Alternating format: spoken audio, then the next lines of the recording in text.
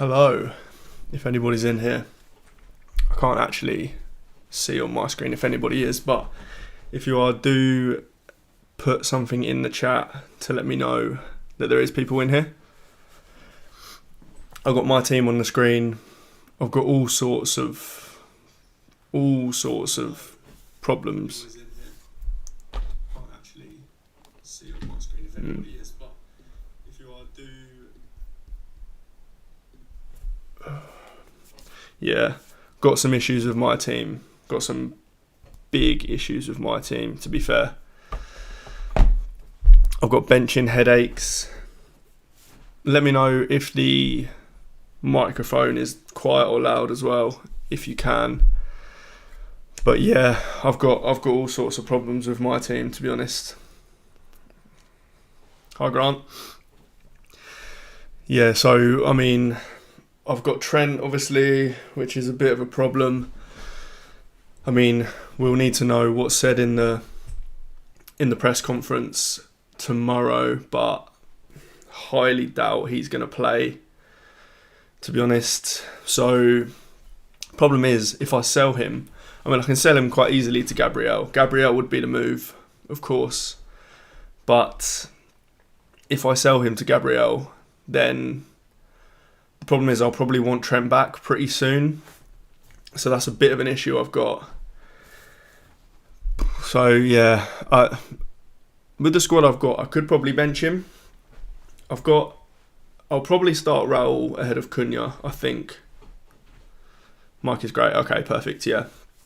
Trent's my biggest question for tomorrow, yeah. I think a lot of people are waiting on news for Trent, to be honest. I mean, like I say, I think I'll want him back in a few weeks, so I don't know whether I'll sell him. There'll be a lot of people that aren't in a position where they can just bench him, but luckily I am. I mean, this lineup on screen probably isn't what I'd go with. I'm pretty sure I'd start Raul. It's just whether I bench Cunha or Garnacho. There's my issue. I'm not sure if Garnacho starts, which is a bit of a problem.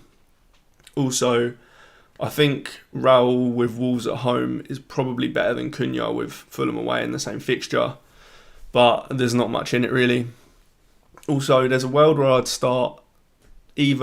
probably start Anderson over Aït-Nouri, I think, and then if Trent is a problem, I can then either start Lewis or Aït-Nouri as well, given that I'm not 100% on selling Trent to Gabriel, sorry. Obviously, if you haven't watched any of my videos this week, then I had an incredible week in Gameweek 11. Can I show it on screen? There's a question. Maybe not. Oof. It could all go wrong with a button that I'm about to press, but I'm going to try it. Oh, I didn't go wrong. Cool. Yeah. Game week 11, I had kind of a bit of a... I've got Grant saying, I've got Gabriel and Aït-Nouri looking at sub 5 million defenders. Thoughts on Dean? Yeah, huge fan of Dean. If I was going for any cheaper defender, then Dean would be the one. Obviously, Dean and Aït-Nouri are the top two for me, I think. Aït-Nouri's fixture this week isn't the best, but it's good enough. It will always be good enough just because he's so attacking that even if it's not the best fixture, he can still come away with points. If I was looking for a sub 5 million defender this week, Dean is exactly the player I'd buy. I like Aston Villa's fixtures. They're not kind of incredible, don't get me wrong, but they're plenty good enough. And I do think he's now kind of nailed down that left back spot. I mean, at the start of the season, we thought that Maatsen was going to take some minutes because he's a very good player. But that doesn't seem to have happened, mainly because Luca Dean's just been incredible. He's been the best left back in the league, bar Gvardiol probably. So in the league games, I can't see. Maybe he gets rested once, maybe twice, but I think he plays most games. He's exactly who I'd go for. I also think that although I think Aston Villa have only kept one clean sheet this season, maybe, but their underlying numbers have been pretty good. So I yeah, I'd be very happy to go Dean. I would probably expect a couple of clean sheets within the next few weeks, to be honest. So yeah, he's definitely the one I'd go for sure. You're in quite a strong position where you've already got Gabriel as well. So yeah. I got Milenkovic too. Yeah, that's nice. Obviously, their fixtures aren't the best. Well, next week's fine, I guess. They've got Ipswich next week, right? I think so. That's brilliant. But this week, obviously, isn't great with Arsenal. So yeah, you wouldn't really want to play him. You probably do want to make the move. But yeah, those four of Gabriel, Aït-Nouri, Dean, and Milenkovic set you up quite nicely for the foreseeable, to be honest. Especially as the likes of Milenkovic, Gabriel and Aït-Nouri shouldn't be rotated, really, during this period. Centre-backs you can kind of rely on a bit more than full-backs, so Milenkovic and Gabriel should be fine. And Aït-Nouri, I'm not sure there's anyone... I mean, they've got... Was it Hugo Bueno, maybe, I think? But I highly doubt that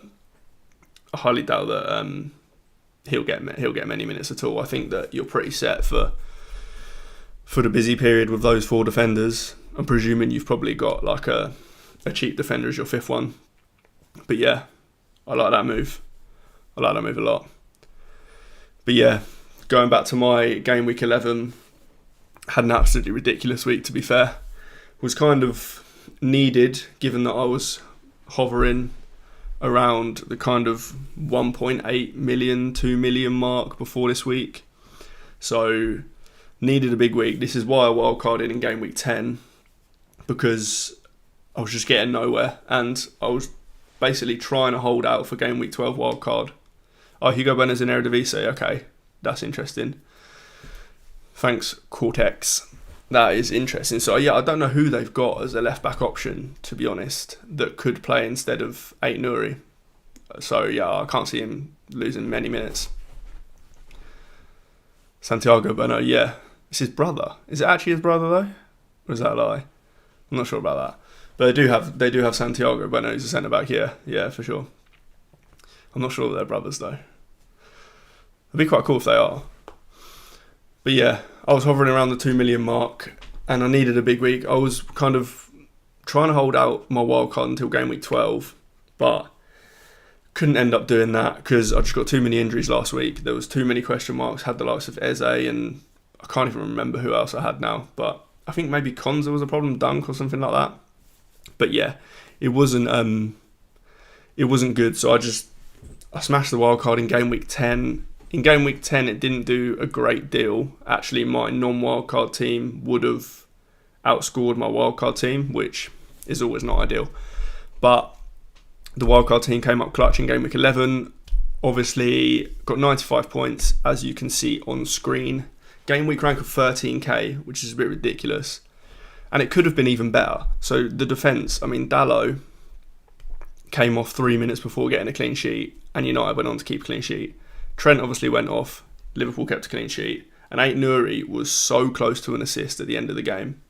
So it could have been unbelievable. They can go to a back four with Totti at left back. Yeah, Totti's played left back before obviously, but yeah, that is something they could do, to be fair. He has an identical twin brother named Gil Bueno who plays for Borussia Dortmund. He's not his brother, unfortunately. Oh, that is a shame. That would have been pretty cool. That would have been very cool, actually. Yeah, then on to my midfield. So, I mean, when it got to Saturday night, and I was out Saturday night, so I didn't watch the Liverpool game. I just came back to see that Salah got a goal and an assist, 14 points. And I was thinking, Christ, I should have captained Salah. Bruno Fernandes has got a lot to do to match that. The reason I went for Bruno is just because I thought that it was a good week to go different. I didn't think there was a real standout option. Obviously, Salah was captained by a lot of people, but I didn't think he was kind of an overwhelming favourite and was going to do unbelievably well. Turns out he did do pretty well, but yeah, I just thought it was a good week for a differential captain. So went for Bruno Fernandes. I really liked the matchup. Like, Leicester were conceding all sorts of chances through the middle. Bruno's XGI was just ramping up over the few weeks before. So I thought this is a good week for it. And yeah, like I say, once I saw 14 points from Salah, I was thinking Bruno's got a lot to do to even match that or get close. but he had an absolutely worldie of a game. Some of the assists were, I want to say, lucky. I mean, one of them was just a pass to Garnacho, and then he scored a worldie. So Garnacho also in my team. I got a bit lucky there because obviously he didn't start. I really don't understand why he didn't start. I said this on a video the other day. I really don't get why he didn't start, because for me, like, people are saying that the last couple games he hadn't been great. So yeah, okay, fine. But Rashford, he's been better than Rashford for quite a considerable amount of time now, the whole of last season pretty much. I thought that if anyone was going to get dropped for Ahmad, it would be Rashford rather than Garnacho, but I was wrong. But he came on, scored 6 points, so I got a bit lucky there. Palmer with nothing but tough fixture. I wasn't expecting loads from him in that fixture anyway. And Mbomo with 5 points. Again, it was, an okay fixture. So it just seems like Wiss has taken up all of the chances and everything like that, to be honest. And then I did have a benching headache last week, so I was always playing Cunha. Glad I played him. His goal was unbelievable, and his assist, to be fair. Then I had a benching headache between Raul and Jackson, and got it right in the end of Raul, although there was only 3 points between them. Had Anderson on the bench for 7 points, but I was never going to play him. W United is huge, Fez. Yeah, on Wildcard 10, I thought they had 3 incredible fixtures. So Game Week 11, I benched Garnacho in Game Week 10 and Dalot. And then Game Week 11, obviously Leicester. That could have been even better if Dalot kept a clean sheet. Then these 2 in Game Week 12 and 13 as well. I mean, Bruno could be a captaincy option in 13, as could Mbomo, to be honest. Like I say, I thought that Game Week 11 was a good week to go differential with captaincy. I don't think that this week is. I think you go Salah or Haaland, because they are considerably better than everyone else. Game Week 13, I do think, is another game week where you can go different with captaincy. We've got, obviously, Palmer. I think he plays Leicester. But Bruno has a fantastic fixture, and Mbomo has a fantastic fixture. So they're definitely options. You suggested not getting Jackson, Hall and Kirkes on a -4 with Trent, Beto and Lewis out. Yeah, really don't think it won't pay off long term. I do think it pays off long term, but I'm just not sure that -4 is needed. I think you can do fine transfers with just 2 moves. I don't think you need to sell all of those. I think you can keep Lewis, basically. Yeah, I think you can. Is your name Kedar? It's probably not how you pronounce it, so apologies for that. But yeah, I just think you can keep Lewis this week rather than taking a -4. I don't think Lewis to Kirkes is worth a -4 essentially, because you can do the other 2 anyway, right? If you go for a cheaper forward, I think it was. You can't get Jackson, of course, but you could get a cheaper forward and just do a forward and Hall in for Trent and Beto. That's probably what I'd do rather than take a -4. Any news on Saka, by the way? I was going to do Son to Saka. Yeah, I know Saka's a tough one, to be honest. The only thing I've seen is that Arsenal released some training pictures earlier today, about an hour or 2 ago, and Saka wasn't in any of them. But as we know with Arteta, that kind of means absolutely nothing. So I would say wait for the press conference tomorrow, but I highly doubt we'll get much in the press conference either. I don't know. Son to Saka's a tough one, because bringing in Saka is always a tough one. He's always got a problem, so you never know if that's going to work. But yeah, I think you do have to wait for the press conference to do anything with Saka, but I'm not sure you're going to get much from it anyway. Grant, what's your captain plan for next 2? This week feels like a bit of a toss-up. Yeah, I put a tweet out yesterday, I think, saying basically, I mean, for my team it's easy. If I change screen to how my team's lined up for this week. So for me it's easy this week. I'm going Salah. I do have another choice in Palmer, but I think that Salah and Haaland are worlds above everyone else this week, essentially. So if you only own one of them, I think it's easy. Just captain the one you own. If you own both, then I think it really is a coin toss. I wouldn't want I'm almost glad I don't have the decision. Benny, I see you there. I'm almost glad I don't have the decision between Salah and Haaland this week, to be honest. Because, like I say, I think both of them are ahead of everyone else, but it's a coin toss between the two. Next week, though, haven't thought loads into it, but like I say, Fernandes, Palmer and Bomo, I think all three of them are brilliant captain options. I mean, we'll need to see what happens this weekend with Fernandes and Amorim and that sort of thing. So, yeah, I think that Palmer and Mbommo, definitely good options. They're the safer options, I suppose, because we just, at the moment, we don't know how Fernandes is going to fit into Amorim's plans. But all three of those could be brilliant. Like I say, I think play it safe with captaincy this week, and then you can go different next week. Kadar, Beto and Trent for Zhao and Hall maybe save the money. Yeah. See, I much prefer that. That's why I don't think the -4 is worth it. I think that Zhao, Pedro and Hall in for Beto and Trent is much better. Cortex, reckon Odegaard is a good shout. Yeah, I like Odegaard, to be fair. If you can't get to Saka or you don't want to get to Saka because of the uncertainty, then I do really like Odegaard, yeah. And he'd be a differential at this point, so I think he's brilliant. And if Saka is out, then there's a chance Odegaard's on penalties as well. So, perfect. I mean, maybe Havertz is on them, but yeah. By Gabriel, guys, yeah. There is quite a large chance I do get Gabriel, but yeah, we'll see. I need to know more about Trent first.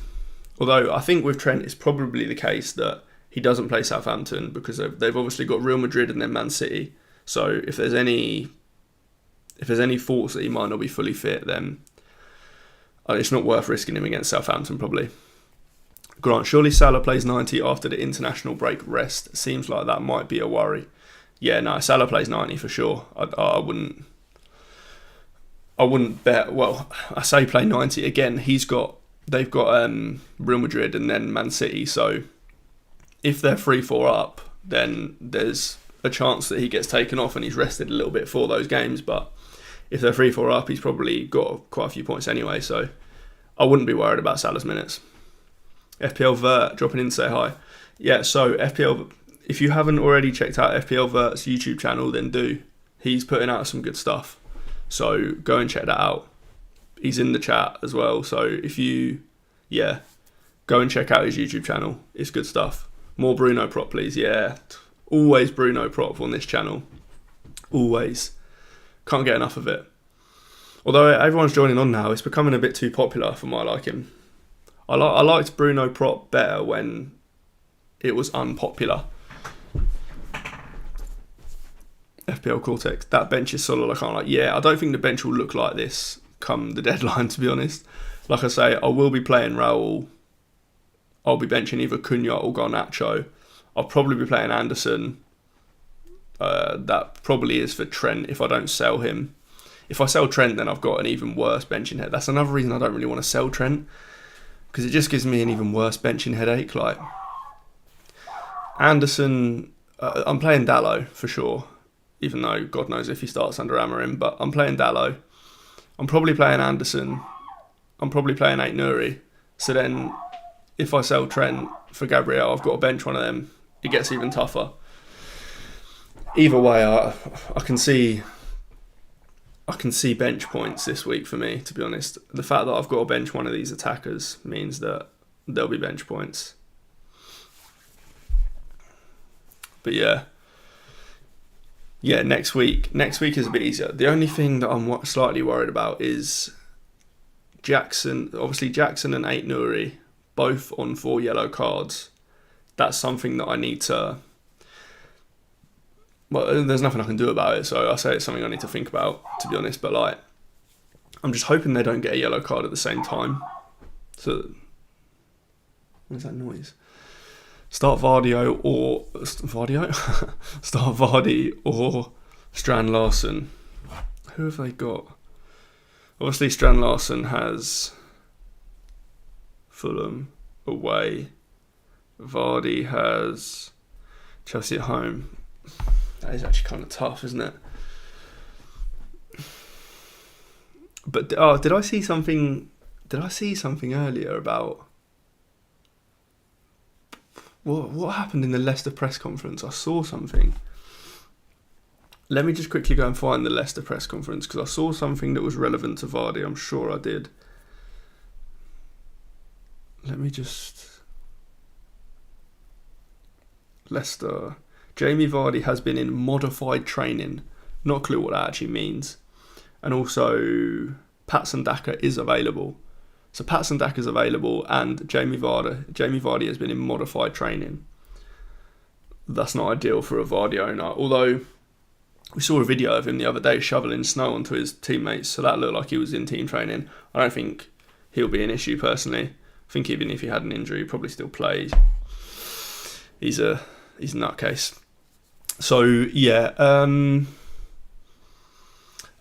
problem is Fulham's XG conceded is really, really good. Their defence has been brilliant, which is why I'm feeling like I'm probably going to bench Cunha. But I'd start Strand Larsen. I think I'd start Strand Larsen, although that is actually pretty close, to be honest. That is pretty close. But yeah, I'm quite happy starting Anderson this week, because I do think that Fulham have a good chance of a clean sheet. The Wolves' attack hasn't been bad, of course, with Cunha and Strand Larsen and what have you, but I can personally see Fulham keeping a clean sheet, which is why I'm happy to play Anderson. The only thing I don't like is that if I'm playing Anderson, then I will want to bench Cunha. Yeah, see, I do own Robinson, bear in mind, he says, yeah, that is the problem. That is the problem. If you own Robinson, I think if you own Robinson, then you do play Vardy, I think. It just limits your ceiling for points if you're playing a striker against a defender when you don't have to. I don't mind it if you have to, because they can still both get points, especially if it's someone like Robinson. Robinson can get an attack in return. You're not relying on a clean sheet kind of like I am with Anderson. But I'd still, I think that does swing it to Vardy, given that it is pretty close. Yeah. Hi mate, Brentford Hive. Hi mate, how are you doing? How are you doing? You've started doing YouTube stuff as well. Go and check out Brentford Hive's channel. He's got some good stuff on there. Yeah, so that is coming into it in my benching decisions as well. The Wolves and Fulham game, I've obviously got 4 players involved in that. I don't want to be playing a striker against a defender. Aren't you worried Garner might get benched? Yes, I'm very worried that Garnacho might get benched. Well, everyone else is almost scaring me into it. I don't really get why Garnacho is being benched though. He's good. I get people are saying that he hasn't been good the last few, but he's been better than Rashford for like a year now. But yeah, I am worried Garnacho might get benched, which is why if we get any kind of more information that he potentially is, then I just start Raul and I start Cunha, to be honest. Cunha's too good of a player to be on the bench, ain't he? Yeah, he is. He is. But if I'm playing... Yeah, no, you are right. He is too good of a player to be put on the bench. But I think that Fulham away is a really tough fixture. A really tough fixture. Fulham's defence has been good, which is why, I'm happy to play Anderson this week for that reason. I do think their defence has been good. I want to maximise my points ceiling, so I don't really want to have too many... I don't want to play all 4 of these guys in one game. Where is he going to play an Amorim system? Yeah, I'm no expert in Amorim or anything like that. Obviously, we know it's going to be a 3-4-3 type thing. We saw what in training the other day. He had Rashford up top. I'm not sure if that sticks, given that it'd probably be Højlund, but Fernandes probably in one of them 2-10 kind of roles. Seems to like Ahmad, so maybe that is the other one. And then you're left with Garnacho at wing back, which I could see that happening, to be honest, just because from what I understand, Amorim's wing backs play incredibly high. Like the attacking 5 is the striker, the 2 behind, and the wing backs, and then the 2 centre midfielders are a bit deeper, from what I understand. So it wouldn't surprise me if Garnacho did play at wing back, but I just think they've got enough other good players at wing back for that, like Dalot, Mazraoui. Even if Shaw and Malacia are fit, like you'd have them at wing back over Garnacho. So yeah, I get your point. I'm not really sure where Garnacho fits. Yeah, Garnacho left wing back and Dalot on the other side. That is the option. Grant, yeah, feels like this week to bench Cunha and next. Yeah, headed out afternoon meetings here in the US. Nice one. Thanks for joining, Grant. See you next time. Brentford Live, have you made any transfers yet? I haven't made any transfers yet, no. I've got 2 free transfers in the bank and I'm tempted to just roll them. The other option, like I was mentioning earlier, is Trent to Gabriel, but that just leaves me with an even harder benching headache. Garnacho left wing back and Dalot on the other side because there is no left back. Yeah, that is an option, but obviously Mazraoui can play there. Or I'm sure I saw that Malacia and Shaw are in training. Maybe they're not ready to actually play yet, but yeah. Do you not regret not going for Isak on wildcard a couple of game weeks ago? Not really. I did think about it, but I think it's lagging a little bit. Sorry if it is lagging a little bit. The reason I didn't go for Isak is, one, because I really liked the rest of the team and I only had 0.2 million in the bank, as you can see, so I didn't have enough funds to do Isak instead of Jackson. The other thing is that I just really, really like Jackson. I think that Chelsea's fixtures are incredible for the next however long. So yeah, I do like Isak a lot though. I do like Isak a lot. Brentford Hive, got to go have a good stream. Yeah, cheers for joining, mate. Yeah, no, I do. Like I say, I do like Isak. I think he's a great transfer in this week as well. This week's fixture is fantastic, but I just wanted Jackson instead. And like I say, I wanted the rest of the team around. I wanted the rest of the team, and I couldn't just do a straight swap with this team from Jackson to Isak. Obviously, the only thing that isn't great about Jackson is the 4 yellow cards, but I'm just hoping he gets them I'm hoping he gets the last yellow card in a week where I can handle it. Obviously, I've got 8 attackers, so should be okay. But it just depends what week it falls. I think Chelsea play Tottenham in a couple of weeks, so if it could fall on that, that would be ideal. Even though, well, Tottenham defence is not great at the moment, but compared to some of the other teams they're playing, it probably is the toughest one. Selling Rico to Hall was such a relief. Yeah, Rico's a bit annoying, to be honest. I don't really want to move him on though. One, because it's an easy benching. Like if I had Hall this week, then granted I'd be fine. I'd have to bench Anderson or Ait-Nouri if I had Hall this week. So yeah, for me at the moment, Rico's fine just because he's an easy bench for me, which I'm kind of liking. But I do think Hall is fantastic, yeah. Hall for 4.4 or whatever it is brilliant. Could be good this week as they play Villa next week.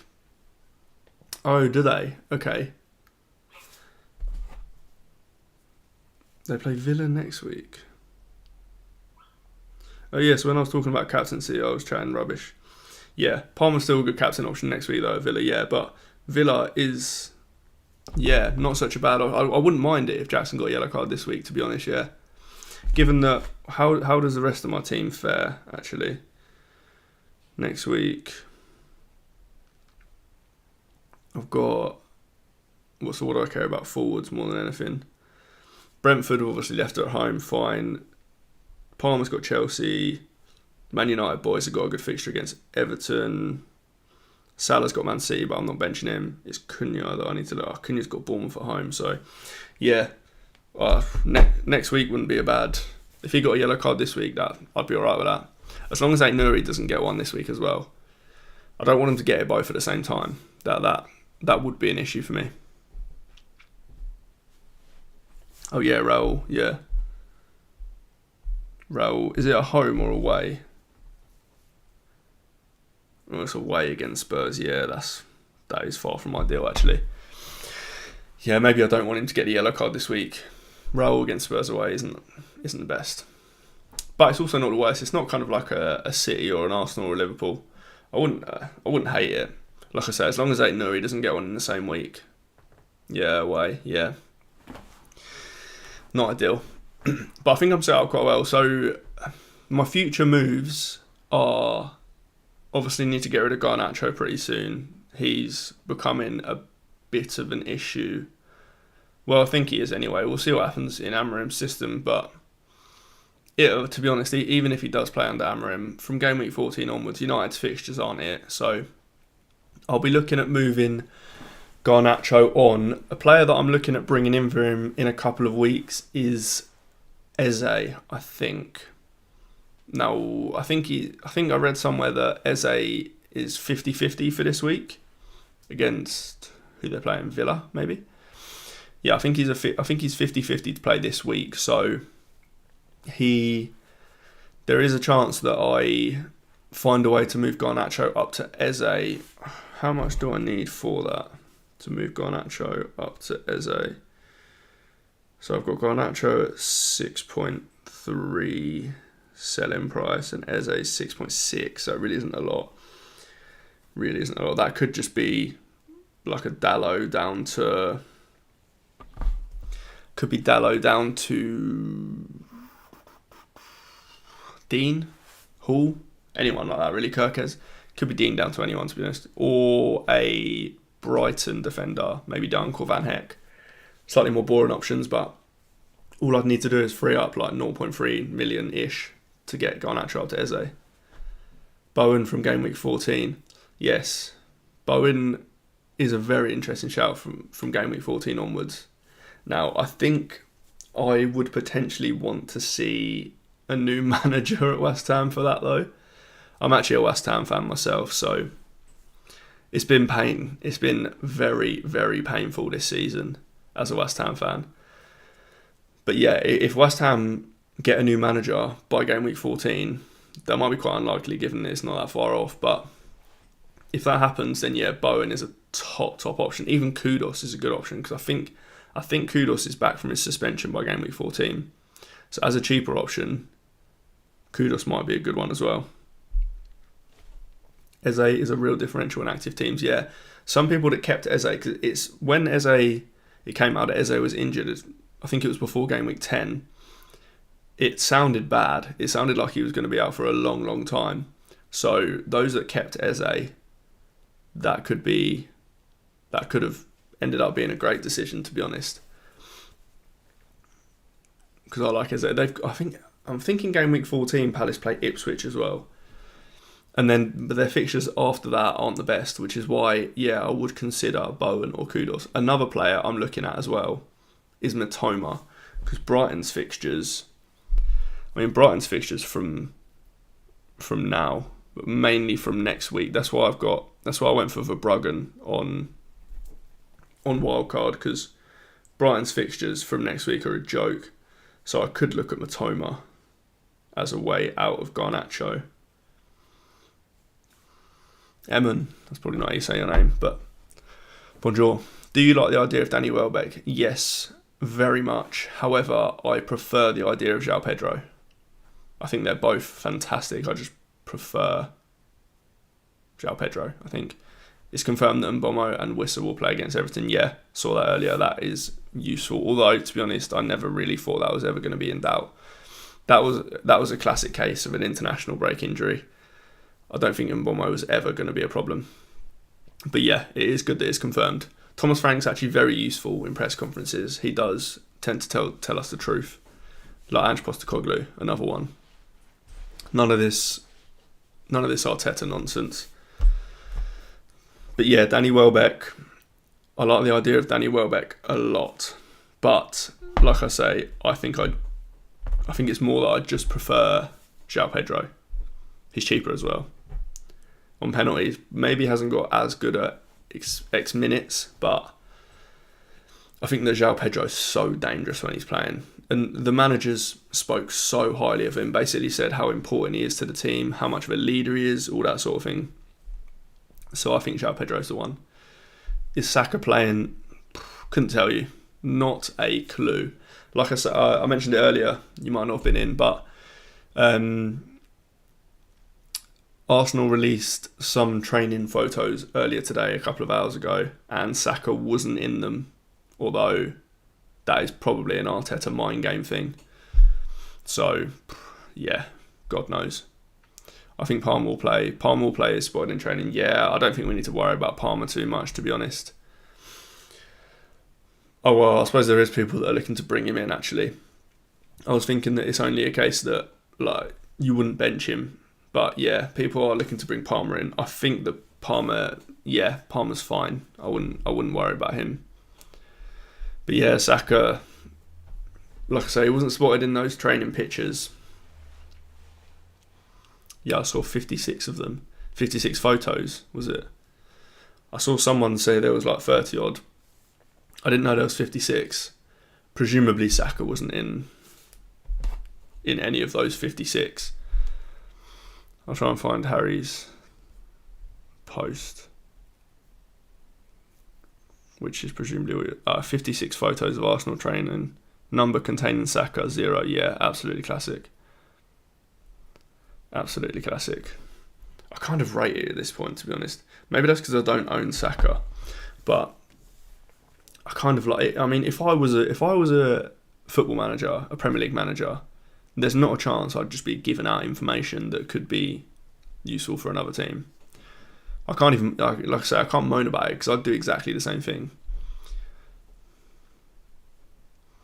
I myself thinking of doing Son to Saka, yeah, that's a really tough spot to be in, to be honest.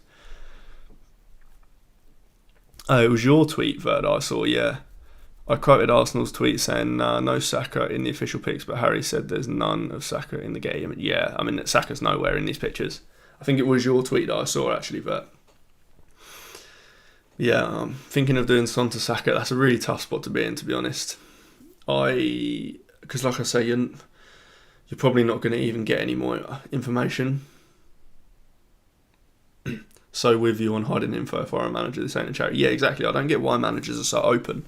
They don't have to be, clearly. It's not like in what's it called, NFL, like the managers or the coaches, head coaches or whatever they're called, have to announce like who is going to be in the squad and who's not, who's fit, who's not. So NFL fantasy players have got it easy. They know what's happening beforehand. But there seems to be no rules around. I don't know what happens if they. I think they must get a huge fine or something like that if they say that a player's fine and he's not, or vice versa. I don't even know what the purpose of that is really. Maybe it is for fantasy. I mean, fantasy in the NFL in America is huge, to be fair. So potentially it is, but they need to bring something like that. Well, I say they need to. I kind of like the uncertainty of it all. Especially around Saka, I just find it quite funny. But again, maybe at the moment that's because I don't own him. Maybe that's the reason I like it. But yeah, in terms of Son to Saka, I really don't know what you should do there. I really don't know what you should do because you're not going to get anything useful tomorrow. I'm almost certain you're not. Heard it's for gambling measures, and you know how, to be fair, gambling's huge in the USA. Huge. So yeah, that is probably true. But again, yeah, I don't know why it's. They could probably quite easily do that in the Premier League as well, so that the coaches or managers have to say. But like I say, I kind of like it. Just brings some more talking points and a bit of uncertainty around the game, which can be quite fun. Especially as someone that's now creating content as well. There's always talking points around Saka, to be honest, and whether he's going to play or not. And we wouldn't have had all that Andy Martin fun with the when they played Bournemouth the other week. We wouldn't have had all that fun with the trying to see who had their hood up, whether it was Timber, whether it was Saka. So yeah, I mean, I find it all quite fun. Can't get too serious with it. But yeah, it does help with talking points as well for videos. Everyone wants to know, especially as it's Arsenal. If it was someone like Ipswich, like nobody's going to care if FPL manager wise, nobody's going to care if like a Leicester manager or an Ipswich manager are being coy about everything. But the fact that it's Arsenal, one of the bigger teams FPL wise, makes it quite funny. And yeah, always makes talking points. But yeah, Palmer, I don't think we need to worry about Palmer at all. I think that he's fine. I think that he is fine. Hate seeing this team with 0 transfers, 0 chips, and ranked 800 in the world. Myself sitting here barely inside 400k. At least had a banging week last year. Yeah. Who was it? Was it Focal that posted that? I think I saw it. Yeah. It is quite funny. Especially like I was sitting at 1.8 million last week. Before this week, we all put this ridiculous amount of effort into this game, and yet someone has made no transfers, no chips, and they're sitting 800th. Makes you realise how stupid this game is. But still, all good fun. I mean, you just say, myself sitting here barely inside 400k, to be honest, that's a good start. That's a great start. It's a lot better than a lot of other good managers are doing. A lot of other good managers are still 2-3 million, so 400k at this point is good. I've seen Harry always say that he likes to be inside the top 1 million by game week 10. So yeah, you're in a good spot. If we don't get anything from tomorrow's press conference, might just go for Odegaard, honestly. Yeah, to be honest, I think Odegaard's great. I do think Odegaard's good. So, it saves you a bit of funds as well. Got 90 points last week. Yeah, great week. Fantastic week. Got 95 myself, and that propelled me. So yeah, it only takes 1 week as well. That's something people that are having a bad season, it literally only takes 1 week. Like I say, for between game week like 8 and 11, I was like hovering. I was like 1.9 million, then went up to 2 million, then went to 2.2 million, then went to 1.8 million, then had 95 points. Let me show you. This was my week. So yeah, Bruno Fernandes captain helped. Well, I say helped. I only got an extra 3 points from it because I'd have captained Salah instead. But yeah, Cunha, Bruno, Salah, Raul, Garnacho, and Mboma all returning. Only Palmer that didn't. Fabianski in goal was big as well. Really glad that I went for him on wildcard. So actually, I'll talk about that. So I was on wildcard 10. I saw Verbruggen's fixtures are obviously unbelievable. Benny having to dip. Best of luck this game we go. Yeah, see you later, mate. Thanks for joining. Yeah, I saw that Verbruggen's fixtures from game week 12 were unbelievable, so I wanted him in. But I knew that in game week 10 and game week 11 he played Liverpool and City, so I wanted someone to cover those weeks. And I don't like spending money on goalkeepers. If you've watched any of my videos, you know I hate spending money on goalkeepers. So Fabianski came in clutch there because he had Forest in game week 10. Didn't get anything, but then Everton in game week 11. Although I'm not sure that clean sheet was that deserved, really. I think Everton had a lot of shots, but still, we'll take the 9 points. Yeah, unlucky with Dalot and TA. Oh, don't even talk to me about Dalot, man. This guy. Yeah, it could have been so much.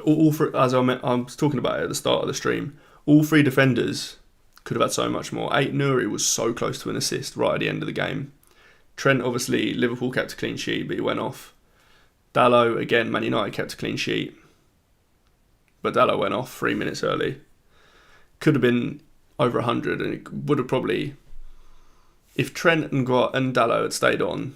I mean, Trent was pretty highly owned, so I'm not sure that would have helped loads, but Dalot was low owned. So that I reckon I'd have been somewhere around 300k maybe. I have both Verbruggen and Flecken. Next week is a big headache for me though. Yeah, what? Oh yeah, you have got a headache to be fair. Brighton playing Southampton next week? Brighton have got Southampton at home. Brentford have got Leicester at home. Yeah, I don't envy that decision one bit. Brighton are probably the better defence, maybe. Yeah, I don't envy you. Again, this is why I don't like spending money on goalkeepers, because I don't often like having to make a decision either. Like, for the first 10 game weeks first 9 game weeks, I had Henderson. And if you had rotating goalkeepers, you would have not played Henderson in some of the harder games, right? Let me get up the games that he returned in, because it was stupid. So his highest points, Henderson, were 8 points against Tottenham, 9 points against Man United, 4 points against Chelsea. They were his 3 hardest fixtures, apart from Liverpool. If you had rotating goalkeepers, you'd have benched Henderson in all of those games. So you'd have missed his points. This is why I don't like rotating goalkeepers. So I've missed loads of comments from that as well. Returning against Spurs United, yeah, exactly. This is what, like I say, if I had a different 4.5 million goalkeeper, I'd have benched Henderson in both of those games. And it would have annoyed me. This is why I don't like it. My last wildcard 12 decision is Sanchez versus Verbruggen. Thoughts? No owner bias, please. I can't promise that, I'm afraid. I do prefer Verbruggen. I think there's the tiniest doubt around Sanchez's minutes. I think that all the time they're doing well, he won't get benched or anything like that. But I think I do just prefer Verbruggen. Also, he's a little bit cheaper, which helps as well. Yeah, I'd go Verbruggen. Although, both good, to be honest. They've both got unbelievable fixtures. Brentford 0 clean sheets for the season. Yeah, I was so close to going Flecken as well in game week 1. Turns out Henderson was actually a better pick than Flecken, even though they were both terrible picks. But yeah, turns out that Henderson was the slightly better pick. I mean, Sells was the one, but I don't think we knew enough information. I don't regret not going for Sells from game week 1, just because I don't think we knew. There was a bit of doubt around Sells, given that they'd bought a new goalkeeper in, that Carlos Miguel, and we'd seen that last season they were really, really bad from set pieces, Forest. So as soon as you see them bring in a 6'7" goalkeeper, you're thinking, okay, that's them sorting that problem. So I think there was doubt around Sells. Obviously that didn't come into fruition in the end, but yeah, I don't regret not going Sells. Let me go back to my team this week. Sold Henderson on wildcard. Sold Henderson on wildcard 4. Yeah, I don't blame you at all, to be honest. Neither him nor Flecken were good. Who did you go for, Cortex, in the end, out of interest, on wildcard 4? Did you go for Sells? Or on wildcard 4, were people going for Raya at that point, maybe? Yeah, maybe Raya. Yeah, let me know. Who did you go for? But yeah, I don't mind Raya this week on wildcard either, but I don't like spending money on goalkeepers, like I've said. I've said it a million times on the channel. I will very rarely spend money on goalkeepers. It's such a unpredictable position, and to be honest, yeah, you've got to really get it right to get points that are worth it. To be honest, there's going to be one 4.5 million goalkeeper that smashes it every season, but you've got to get it right. And even with the likes of Ederson and Raya, Arsenal had that obviously unbelievable run of fixtures where it was Southampton, Leicester. They're exactly the games you'd have wanted him for. So you're paying an extra million to get him in for those fixtures, and then he just gets you no points. It's so unpredictable. One random event can lose you 4 points out of nowhere. It's not like a defender, because they can get an attack in return as well. Flecken as stupid as I am, rotating with Verbruggen. Oh yeah, I guess that's why you've got a decision, of course. Flecken with Verbruggen. At least you went for Verbruggen, to be fair. I think he is good. So I think that's good, yeah. But yeah, rotating goalkeepers is not for me. The only time I did rotating goalkeepers was it last season when we had Ward and Iverson both at 4 million? So we could spend just 8 million on goalkeepers and get a good goalkeeper. That's the only time I've ever technically done rotating goalkeepers, although I was never actually rotating them just because they were from the same team. So one of them was always going to play.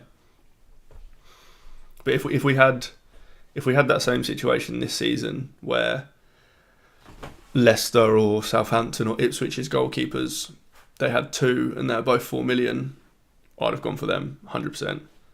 I'll always spend as little as possible in that position, which is actually why I didn't want to go for Sanchez on wildcard 10, because he's 0.2 million more. No, you have with Fabianski.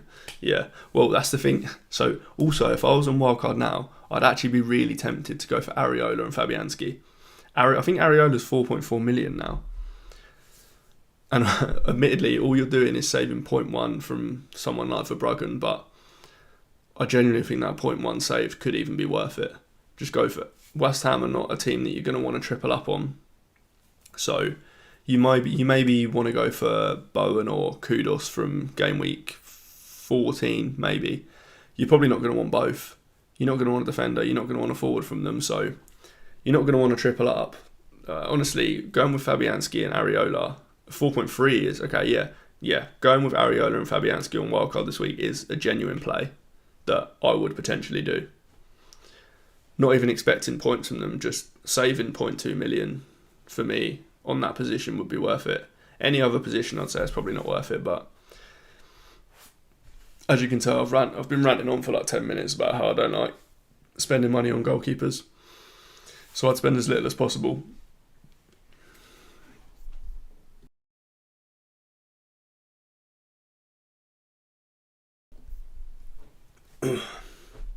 Yeah. But yeah, I don't envy your decision with Verbruggen and Flecken next week. That is a tough choice. And you know, whatever happens, the player on the bench will score points.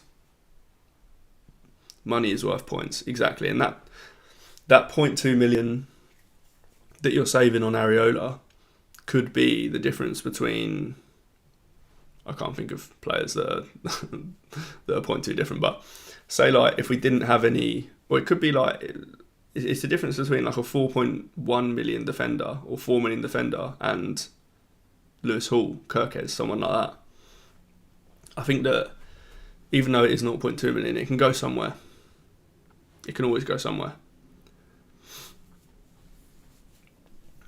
Yeah, I don't envy that decision. Oh, so you sold Henderson on wildcard 4. I'm pretty sure he didn't get any points before. He got all of his points after wildcard 4 as well, after game week 4. Let me go back and have a look at it. I'm sure that was the case though. So we got game week 1 he got 2 points, game week 2 he got 1 point, game week 3 he got 4 points. Yeah, and then he didn't actually get a clean sheet until game week 5 against Man United when he got 9 points. That must have been quite gutting for you actually. Held him for, well, only 3 weeks admittedly, but and missed out on a 9-pointer.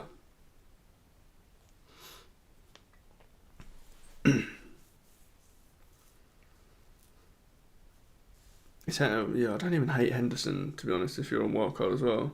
I mean, he's not worth it given that Verbruggen's cheap, but Henderson's probably dropped in price, right? 4.4, yeah. Goalkeeper options are just not great. Like I said, yeah, Jose Sarr at 4.3, but I'm not necessarily convinced that Jose Sarr is going to be number one for forever, to be honest. I think that Johnston could play.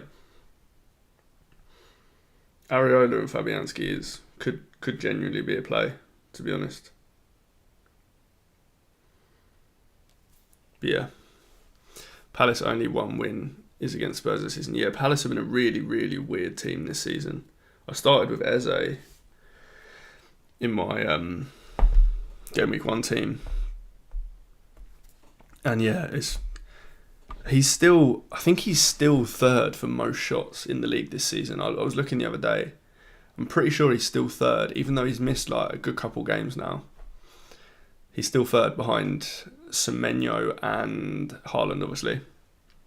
Eze owners, I'm including myself as well. Eze owners were so unlucky at the start of the season. Same with Bruno. Like both of them were putting up good numbers.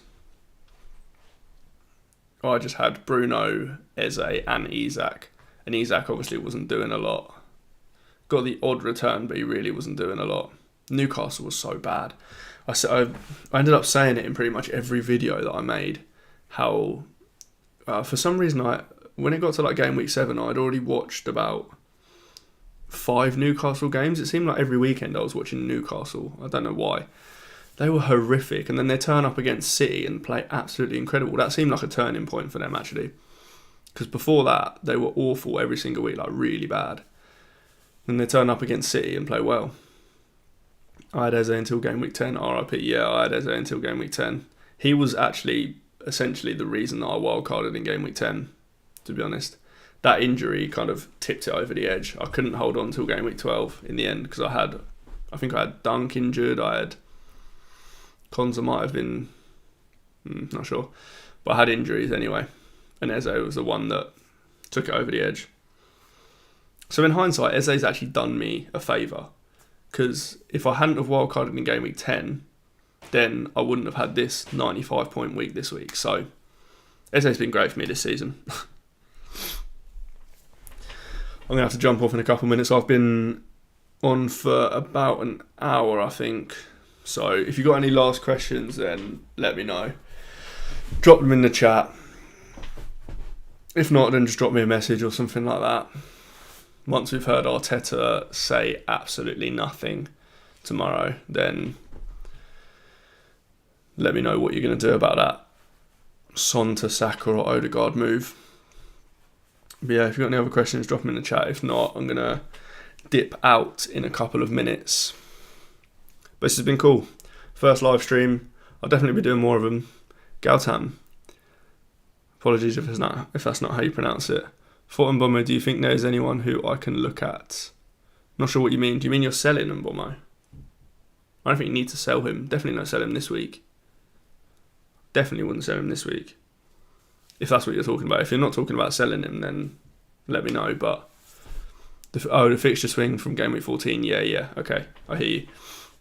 Yeah, it depends who you've got in your team, really. Like, I mentioned it in a post the other day on Twitter, but I like West Ham, I like Bowen, and I like Kudus potentially, if they've got a new manager. If you haven't got someone like Saka or Palmer, then plan a way to get up to them, plan a way to find some funds to get to Saka or something if Saka's fit. If not, then I think just drop down to someone like Mitoma or Semenyo or Rodgers, depending on which one you haven't got, unless you've got both. But yeah, I really like Mitoma. So yeah, one of those players basically. If you haven't got any funds, then yeah, the likes of Mitoma, Semenyo, Kudus, Bowen. If you haven't got Saka, then yeah, up to him. Great stream, thanks for that.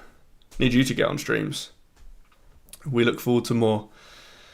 There's a few different people in here now, so if you haven't already, check out FPL Vert's YouTube channel as well. He's putting out good stuff. Arteta, we will have a training session later today. We will assess him. Yeah, every single week it's the same words. It's exactly the same words. I'm actually kind of looking forward to it. It's going to be quite funny when he actually says that. Only funny because I haven't got Saka and I don't plan to buy him this week either. So yeah, that'll be very, very funny. Right, yeah. I'm gonna dip out. I've been on it for just over an hour, so yeah.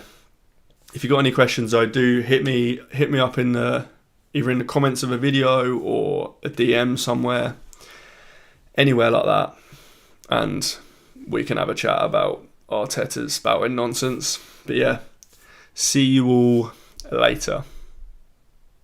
Thank you very much for joining me on the stream. Enjoy your evening. You too, mate. Yeah, all of you enjoy your evenings. Oh, hold on. I've got one more comment. I'll address this. Bomber and Wissa are expected to play as they're in training. Palmer and some others were spotted in training. Yoro, Mount Malasia. Yeah. All good info. Oh. Galtam, did you just put a message in and delete it? It's something about Matoma, wasn't it? How good do you think? I really rate Matoma as an option. I've got a video coming out tomorrow probably where I talk with another guy, kind of podcast style, about we put out rankings for each position. So we've got premium defenders, premium mids, premium forwards, cheap forwards. And I've got Matoma top of my cheap mids list. I think he's brilliant. So yeah, I think he's a very, very good option if you're looking for a slightly more budget mid from Selin and Bomo, for sure. I'll wait a minute or two to see if you put that message back in. But yeah, thank you all for joining this first stream, and I will definitely be doing some more of them. So look out for them. And yeah, look out for that video I was mentioning, dropping tomorrow probably, which we'll be talking about. It will be basically ranking all of the different positions. So yeah, look out for that one. But okay, I don't think you're going to put the message back in. So right, see you all later. Have a lovely evening.